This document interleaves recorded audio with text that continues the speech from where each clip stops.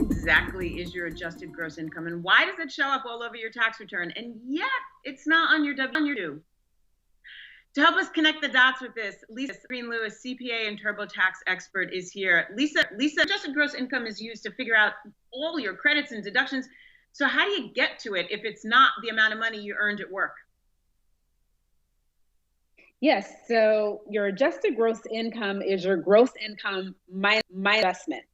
The gross income is your taxable income, like your wages, interest, capital gains, dividends, or self-employment income. All of that's included. And then your adjustments are deductions you're able to get, what they call above the line deductions.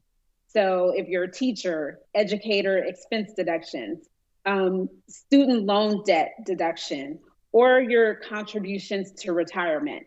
All of those can be included in your adjustments to income. Right, so it brings your income down, so then the number becomes smaller, thankfully, before they calculate how much tax you owe. Yes, the number becomes smaller, so that's why you want to make sure that you take advantage of any of your adjustments to income. You want to get your taxable income as low as possible, lowering the taxes you owe. And then it's really important as well because your adjusted gross income impacts a lot of deductions and credits that you're able to take, just like the medical expense deduction is based on your adjusted gross income. Right, charitable contributions at one point were based on your adjusted gross income. So people should be aware of this number. I actually encourage people to look on your tax return and go find where your number is, because you could see, you know, it's one big math problem, right? You see the additions and subtractions that bring you down to this number that, like you're saying, it is the main number in figuring out what you qualify for. Yes, I mean, it is important to know that, and then it could be found on, you know, the front page of your Form 1040. And then also, you have to have your previous year's adjusted gross income when you e-file your return. That was, you know, a control that the IRS put in place for fraud. So they want you to want it in your previous year's adjusted gross income.